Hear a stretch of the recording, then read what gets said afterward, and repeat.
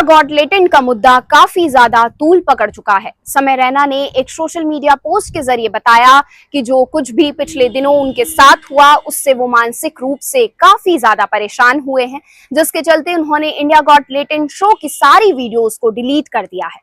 समय रैना का ये शो कोई ऐसा पहला शो नहीं था जहां इस तरह की भाषा का इस्तेमाल किया गया हो।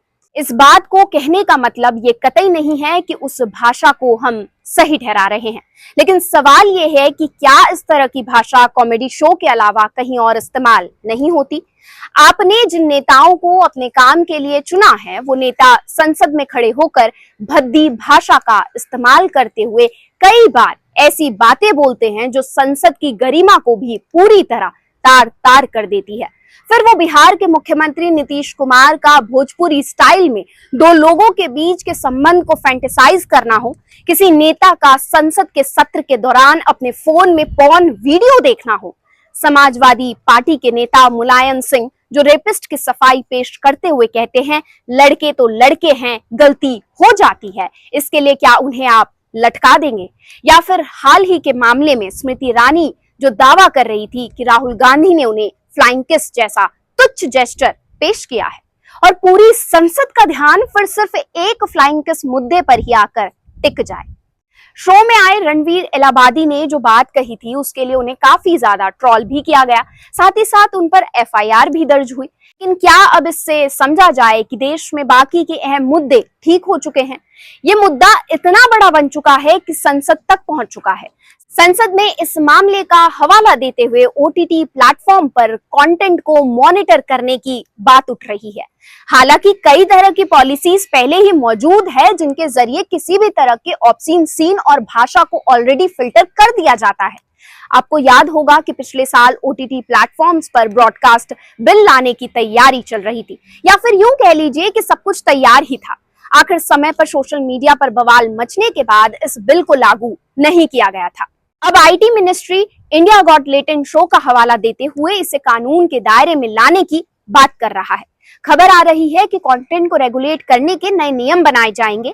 इसके लिए आईटी कमेटी के अध्यक्ष सचिन ने कहा कि ये एक गंभीर मामला है। उम्मीद है कि मंत्रालय इस मामले पर संज्ञान लेगा और भविष्य में ये सुनिश्चित किया जाएगा कि इस तरीके के आपत्तिजनक कंटेंट को रेगुलेट करने के लिए नियम बनाए जाएं। फिलहाल कमेटी अभी इस मामले में इंडिया गॉट लेटेंट से जुड़े किसी व्यक्ति को कमेटी के सामने पेश होने के लिए नहीं कह रहा है, क्योंकि इस मामले में पहले से ही जांच चल रही है और कमेटी जांच को प्रभावित नहीं करना चाहती है। हाँ, ये बात जब जाहिर है कि यूट्यूब या सोशल मीडिया पर अश्लीलता और फूहड़पन फैलाने के आरोप सिर्फ इंडिया गॉट लेटेंट शो पर नहीं लगे हैं, बल्कि हाल ही के सालों में इस तरह के कई मामले सामने आए हैं जहां सोशल मीडिया पर लोग इस तरह के कंटेंट को लेकर अपना गुस्सा जाहिर करते हैं। लेकिन सबसे बड़ा सवाल ये भी उठता है कि आखिर इस तरह का कंटेंट बनाने की वजह क्या है। Stand up comedian Sanjay Rajaura Ranveer Allahbadia की इस टिप्पणी और इंडियाज गॉट लेटेंट शो के कंटेंट को कॉमेडी नहीं मानते।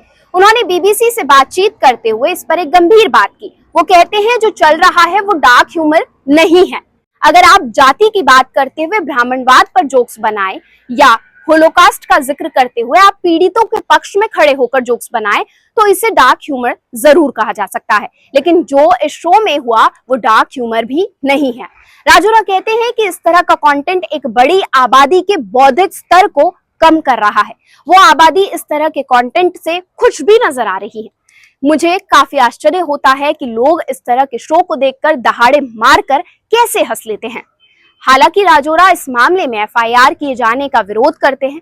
उनका मानना है कि इस तरह की फूहड़ता सिर्फ स्टैंड अप कॉमेडियन शोज में नहीं है, बल्कि बॉलीवुड की कई फिल्मों में परोसी जा रही है और सालों से ऐसा होता आ रहा है, लेकिन वहां इस तरह का विरोध नहीं देखा जाता।